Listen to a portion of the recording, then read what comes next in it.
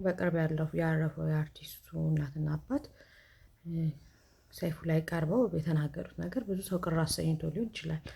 እኔ እንደ ሰው ግን ስረዳቸው እነሱ ጥፋት አለባቸው ብዬ አላስብም። ሚስትየዋም ጥፋት አለባት ብዬ ልል አልፈልግም። ምክንያቱም ሚስትየዋ ኑሮዋ ነው እየኖረች ያለችው። ትልቁ ጥፋት ያለበት እንደውም ልጃቸው ጋር ይመስለኛል።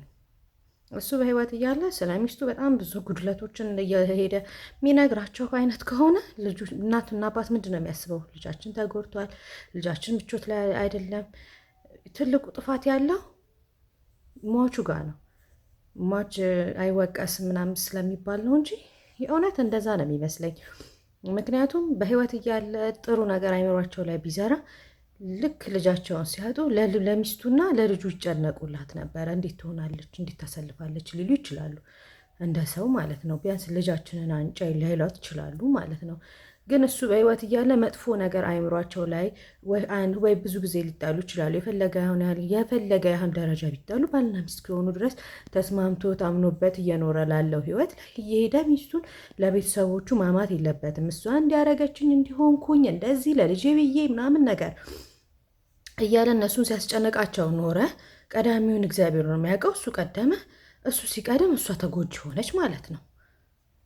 ይህንን የሚያሳየው ደግሞ ባሎች ብዙ ጊዜ ሚስቶቻቸውን እየሄዱ ለቤተሰብ የሚያሙ ከሆነ መጨረሻው ይሄ ከተፈጠረ እንግዲህ የሚመጣው መዘዝ እኮ ትክክል ነው። እሳቸው እኮ አልተሳሳቱም።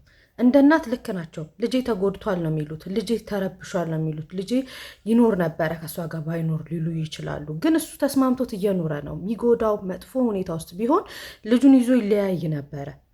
ህይወቱን የሚያሳጣው አይነት ህይወት ውስጥ ቢኖር ፈጣሪ ነው ህይወትን የሚወስደው እንጂ ሰው ልጅ ሰውን መግደል አይችልም። እና እሳቸውም ጋር ስተት አለ ልል አልፈልግም። የእሳቸው ስተት ምንም ነገር አልታየኝም። ሚስትየዋን ብዙ ነገር አሳልፋለች። እሷም ያ ነገር እንዳታሳልፍ የሆነው በሱ ምክንያት ነው። ምክንያቱም መጀመሪያ አይምሯቸው ላይ ዘራ። ልክ ልጃቸውን ሲያጡ እሷ እንደ ጎጃቻቸውን ተሰሙ፣ እንደገደለችባቸው አይነት ስሜት ተሰማቸው። በጣም ብዙ ስቃይን ላደረሱባት ነገር በጣም ነው ማዝነው።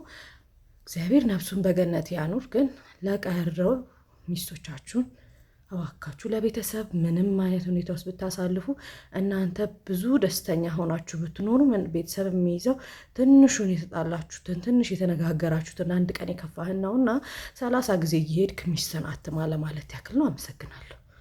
ለልጆቻችሁ ስትሉ ቢያንስ ወደፊት ህይወት ለወደፊት ደስታቸው ስትሉ ሚስቶቻችሁን እየሄዳችሁ አትሙ። በቃ ካመናችሁበት ለኑሯችሁ ካመናችሁ ኑሩ። ትጎዳናላችሁ ካላችሁም ለቤተሰብ ሳታማክሩ ኑሯችሁን ፍቱ። አታባሉ ለማለት ያክል ነው። አመሰግናለሁ።